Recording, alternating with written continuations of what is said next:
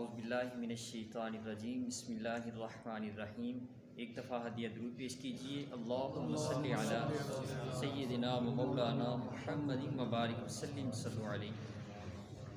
आज का हमारा दर्स कुरान सूरह बकरा की आयत नंबर 222 से शुरू हो रहा है। बिस्मिल्लाह रब्बुल इज़्ज़त फरमाते हैं, यह हमने तर्जमा इस आयत का पढ़ लिया था, तफसीर रह गई थी तो मैं तर्जमा भी दोबारा से कर देता हूँ। वयस्सलूनका अनिल महीद, और आपसे सवाल करते हैं लोग ख़वातीन के अय्याम मखसूसा के हवाले से। कुल हुआ अज़न, तो आप फरमाइए कि वो गंदगी है। फ़अतज़िलुन निसा फ़िल महीद, तो सो इन अय्याम में ख़वातीन से अलग रहो। वला तक़रबूहुन्ना हत्ता यतहुर्न, और उनके करीब मत जाओ यहाँ तक कि वो पाकीज़ा हो जाएं।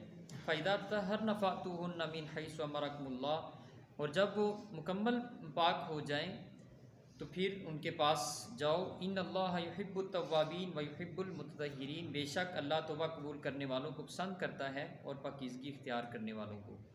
निसाउकुम हर्सुल लकुम, और ये ख़वातीन खेतियों की मिसाल की तरह है। फ़तू हर्सकुम अन्ना शिअ्तुम, तो तुम जैसे आओ, जैसे चाहो वैसे आओ। वक़द्दिमू लिअन्फुसिकुम, और अपने लिए नेक अमल भेजते रहो। वत्तकुल्लाह वअलमू अन्नकुम मुलाक़ू, और अल्लाह से डरते रहो। वअलमू अन्नकुम मुलाक़ू, और ये यकीन रखो बेशक तुमसे अल्लाह मुलाकात करने वाला है। वबश्शिरिल मुमिनीन, और मोमिनों को बिशारत दे दीजिए। तो इस आयत का जो शान नुज़ूल है वो ये है कि यहूद की शरीयत में ये हुक्म था कि वो ख़वातीन को अय्याम मखसूसा में अपने घर से निकाल देते थे, घर में नहीं रखते थे और उनके करीब भी नहीं जाते थे। तो इसके मुतल्लिक़ हुज़ूर अलैहिस्सलाम से पूछा गया कि हम इनके साथ क्या सलूक करें। तो नबी अकरम सल्लल्लाहु अलैहि वसल्लम ने फरमाया कि उन्हें घर से ना निकालो, बल्कि उन्हें घर के अंदर ही रखो और उनके करीब मत जाओ। इससे मना फरमा दिया गया। अब इसमें जो ममानत या अहकामात जो हैं, जो उनकी एक लंबी फहरिस्त है। कुरान मजीद को या इबादत मकसूदा जो है वो ख़ातून नहीं पढ़ सकती, कुरान मजीद की तिलावत नहीं कर सकती, इबादत नहीं करेगी। वो इबादत जिसके लिए वज़ू किया जाता है उसे इबादत मकसूदा कहा जाता है। तो इबादत मकसूदा वो नहीं करेगी। अलबत्ता जो उसके वज़ाइफ़ हैं, वज़ाइफ़ यानी कि वो दुरूद शरीफ पढ़ती है या इसके अलावा कुछ और, या दुआएं हैं, मुस्तहब दुआएं, या कोई आयत वो पढ़ती है तिलावत की नीयत से नहीं बल्कि दुआ की नीयत से पढ़ती है। जैसे बिस्मिल्लाहिर्रहमानिर्रहीम, ये कुरान मजीद की आयत भी है, बतौर दुआ भी इसको पढ़ा जाता है खाने के शुरू में। ऐसी सूरह फातिहा जो है ये बतौर दुआ भी है। तो वो तिलावत की नीयत से नहीं, दुआ की नीयत से इसको पढ़ सकती है। इसके अलावा वज़ाइफ़ जो हैं वो पढ़ सकती है। नमाज की क़ज़ा नहीं है, यानी वो जो नमाज नहीं पढ़ेगी उसके ऊपर उसकी क़ज़ा भी नहीं होगी। उसके बाद मस्जिद में दाखिला ममनू है, और इत्तिकाफ़ भी इस हालत में ममनू है। और अगर दौरान इत्तिकाफ़ ये दिन हो तो फिर इत्तिकाफ़ जो है वो फासिद हो जाएगा। इसके बाद फरमाया वला तजअलू उद्दतल ईमानिकुम अन तबर्रु व तत्तकू व तुस्लिहू बैनन नास, और तुम नेकी, तकवा और लोगों की खैर खाही से बचने के लिए अल्लाह के नाम की कस्में खाने को बहाना ना बनाओ। व तुस्लिहू बैनन नास, और आपस में सुलह रखो। वल्लाहु समीउन अलीम, बेशक अल्लाह सुनने वाला और जानने वाला है। तो इसमें इस आयत का शान नुज़ूल ये है कि यहूद जो है वो कसम खा लेते थे कि हम सदका नहीं करेंगे, सदका ना देने की वो कसम खा लेते थे। तो जब उनसे कहा जाता था कि सदका करो, वो कहते थे हमने कसम खाई हुई है कि हम सदका नहीं करेंगे। तो अगर हम देंगे तो फिर वो कसम टूटती है हमारी। तो इस आयत में उनकी ममानत की गई कि इस तरह नेकी का काम करने के लिए कसम उठा लेने को बहाना मत बनाओ, इस तरह की कसम ना उठाओ। ला युआखिज़ुकुमुल्लाहु बिल्लग़्वी फ़ी ऐमानिकुम वलाकिन युआखिज़ुकुम बिमा कसबत कुलूबुकुम वल्लाहु गफ़ूरुन हलीम। और अल्लाह तुमसे तुम्हारी बेइरादा खाई हुई कस्मों पर मुआख़ज़ा नहीं फरमाएगा। वलाकिन युआखिज़ुकुम बिमा कसबत कुलूबुकुम, लेकिन इन कस्मों पर तुमसे मुआख़ज़ा करेगा, तुमसे पूछेगा जो तुमने पुख्ता इरादे से कसम खाई हो। वल्लाहु गफ़ूरुन हलीम, और अल्लाह बहुत बख्शने वाला और बहुत बुर्दबार है। तो इस आयत में ये कहा गया कि जो बिला इरादा कसम खा रहे हैं वो मुआख़ज़ा नहीं है उस पर, यानी उस पर पकड़ नहीं है।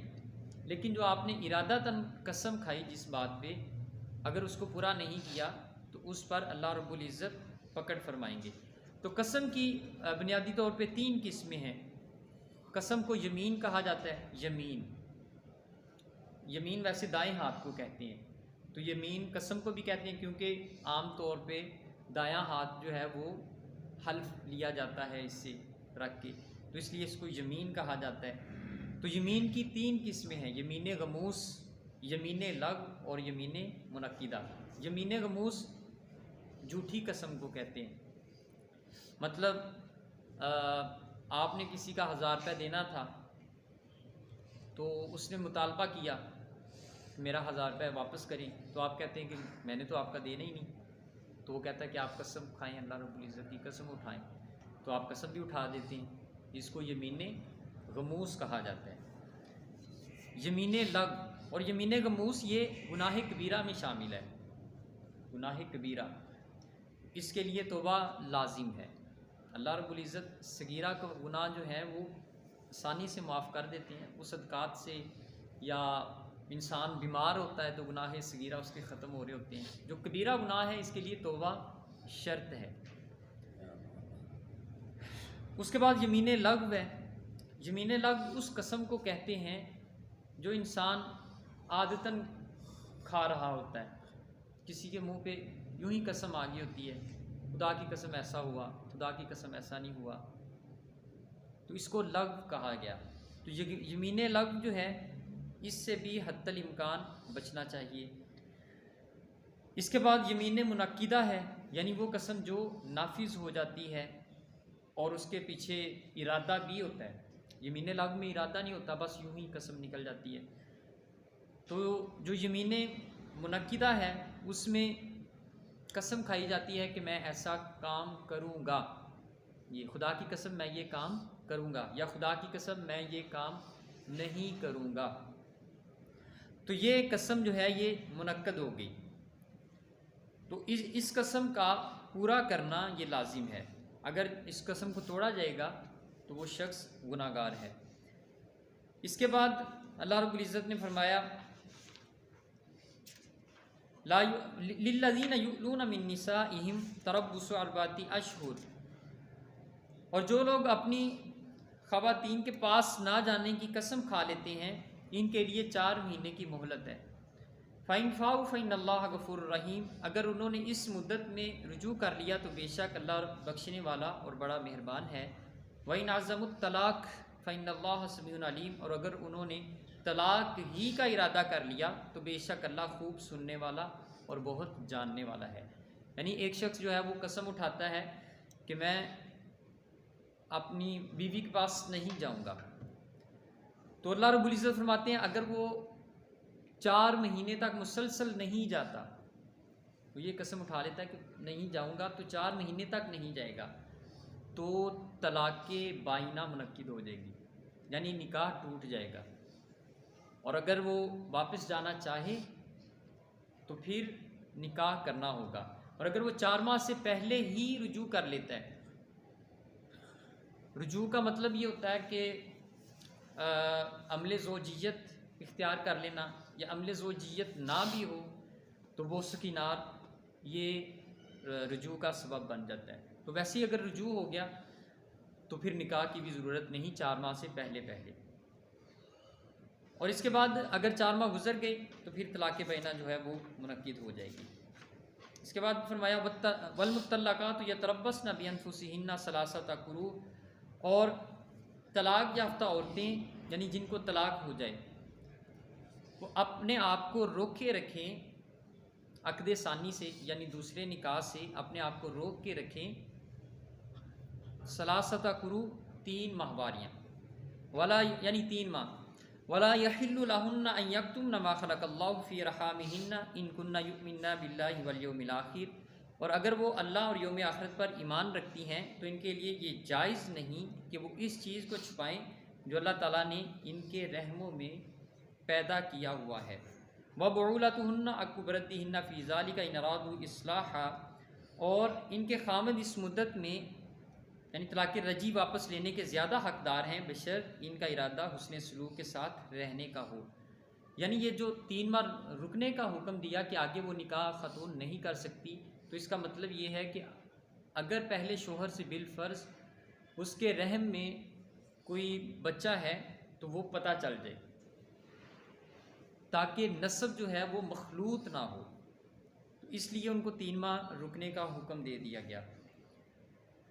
वबुलतुहुन्ना अक़्बरद्दिहिन्ना फ़ी ज़ालिका इन अरादू इस्लाहा, और अगर उसने एक ही तलाक दी है तो वो वापस आना चाहते हैं, रुजू करना चाहते हैं, तो शोहर इसका ज़्यादा हक़दार है कि वो इसी के साथ रुजू कर ले। वलहुन्ना मिस्लुल्लज़ी अलैहिन्ना बिल मारूफ़, और औरतों के लिए भी दस्तूर के मुताबिक मर्दों पर इसी तरह हक़ हैं जिस तरह मर्दों के औरतों पर हक़ हैं, यानी जैसे ख़तून का मर्द के लिए हक़ है इसी तरह मर्द का ख़तून के लिए हक़ है। वलिर्रिजालि अलैहिन्ना दरजा, और मर्दों को औरतों पर एक दर्जा फजीलत दी गई। वल्लाहु अज़ीज़ुन हकीम, और अल्लाह बहुत गालिब और बड़ी हिकमत वाला है।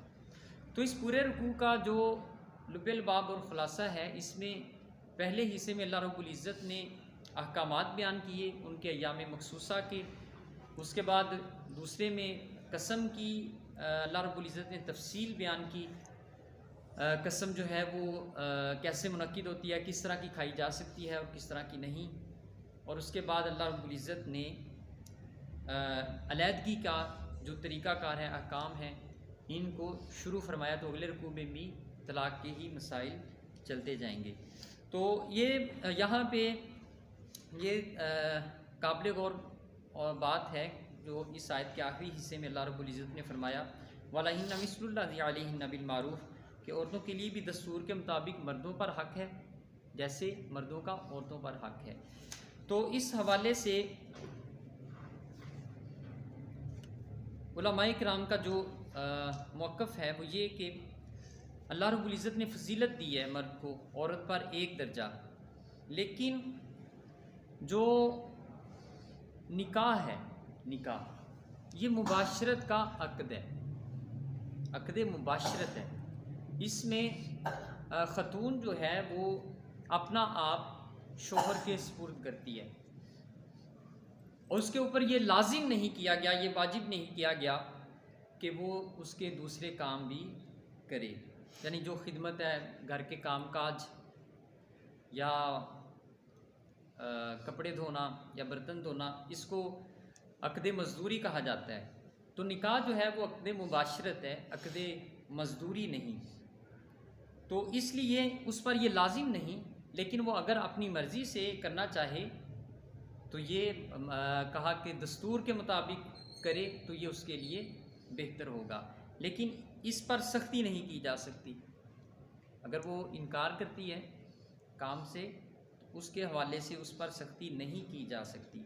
ऐसे ही जो मर्द है उसकी जो फजीलत की वजह है, अर्रिजालु कव्वामूना अलन निसा, कि मर्द को अल्लाह रब्बुल इज़्ज़त ने साइबान बनाया, बिमा फ़द्दलल्लाहु बादकुम अला बाद, कि वो बाज़ को बाज़ पर फजीलत देता है, व बिमा अनफ़क़ू, इस वजह से कि मर्द जो है वो खर्च करता है औरत पर। तो अगर औरत जो है वो मर्द से ख़र्चा वसूल नहीं करती, वो ख़ुद कफ़ील हो जाती है, तो फिर ये फजीलत का म्यार भी ख़त्म हो जाता है। यानी जो ख़ुद कफ़ील है, जो ख़ुद कमा रही है, तो फिर उसके ऊपर ये वाला फजीलत वाला म्यार भी ख़त्म हो जाता है, क्योंकि फजीलत इस वजह से है कि वो खर्च कर रहा है उसके ऊपर, तो फिर वो इक्वलिटी बराबर हो जाती है। इस्लाम का ये। अब यहाँ पे जो डांट डपट की जाती है या मारा जाता है, आप बाहर बैठ के दोस्तों के साथ गपशप खेल लगाते रहे और 2 बजे घर गए और उसे जाके उठाया गरम बिस्तर से कि खाना ला के दीजिए, तो ये तो नाइंसाफ़ी है, सरासर नाइंसाफ़ी है कि आप अपना ज़ाती काम करने के लिए गए बाहर और उसे आके आपने 2 बजे जलील कर दिया बाहर निकाल के, या आपका खाना तैयार नहीं है, खाना तैयार नहीं है और आपने उसको मारा, तो क्यों मारा? आपका उसके साथ अक़्द मुबाशरत हुआ है, उसने अपना जिस्म आपको सुपुर्द किया है, निकाह अक़्द मुबाशरत हुआ है, अक़्द मजदूरी तो नहीं हुआ। तो इस पे ये भी मारना जायज़ नहीं है अगर उसने काम नहीं किया, समझाया जाए हत्तल इम्कान, उसको भी ये चाहिए, तो उनको भी ये चाहिए, क्योंकि हमारा जो माशरा है ये पिदर सरी माशरा है, यानी कि जिसमें मर्द की हुकूमत है। तो तारीख़ में मादर सरी, इसी बर्रे सगीर में मादर सरी माशरा भी रहा है, यानी कि जिसमें औरत की हुकूमत रही है, जो आज से 3500 साल पुरानी तारीख़ है इस खित्ते की, उसमें मादर सरी माशरा था, यानी ख़तून की हुकूमत होती थी। तो उसके बाद यहाँ पे आर्या लोग आए, जिन्होंने आके, जो बुत परस्त थे हिंदू, उन्होंने आके उनको मारा, उनके ऊपर, क्योंकि वो औरत थी, माशरे की बाग डोर जिसके पास थी औरत थी, आर्या उनके ऊपर गालिब आ गई, उनको मारा और उनके ऊपर वो फिर गालिब आ गई, उनकी हुकूमत कायम होगी। और आर्या पिदर सरी माशरा था, यानी जिसमें मर्द की हाकमियत होती है, वो वाला माशरा था। तो अब चूँकि वही चला रहा है, इसलिए उसको चाहिए कि वो दस्तूर के मुताबिक जिस तरह बाकी ख़वातीन कर रही हैं काम, वो खुशी से करे, लेकिन इसके ऊपर शरई तौर पे मारा नहीं जा सकता। ये बात जो है, ये है तो थोड़ी सी कड़वी बात लगती है कि लो जी वो नसी सारा दिन सुबह तो लग के शाम तक काम करीदा है, किंदे वास्ते करीदा है? वो आप अपने लिए करते हैं, अपने बच्चों के लिए करते हैं, आप अपने लिए करते हैं और अपने बच्चों, आपका नस्ब उससे चला है, तो बच्चों की तो आपके ऊपर जिम्मेदारी शरीयत ने आयद की हुई है, तो इसलिए आप उसके लिए नहीं करते, यह एहसान उसके ऊपर नहीं है। अगर आप करते हैं, उसको देते हैं, तो ये आपका हुस्न सलूक है, और हुस्न सलूक का बदला ये कि वो भी आपको हुस्न सलूक के साथ वापस करे और आप खिदमत करें। और इसी तरह अगर आप अपने वालिदैन को ख़ुद पूछना कभी नहीं पसंद किया और उसके ऊपर अगर रोक डालें, तो ये भी गैर शरई अमल है, क्योंकि वालिदैन की ज़िम्मेदारी मर्द के ऊपर है, वो कर इनको पूछे, और ख़तून के ऊपर जो ज़िम्मेदारी है वो उसके वालिदैन की है कि वो जितना हो सके कर ले शोहर की इजाज़त के साथ, मतलब जितनी शोहर इजाज़त दे उतना उनके साथ वो हुस्न सलूक करती रहे। दुआ है जो कुछ भी आज हमने पढ़ा सुना समझा, इस पर अल्लाह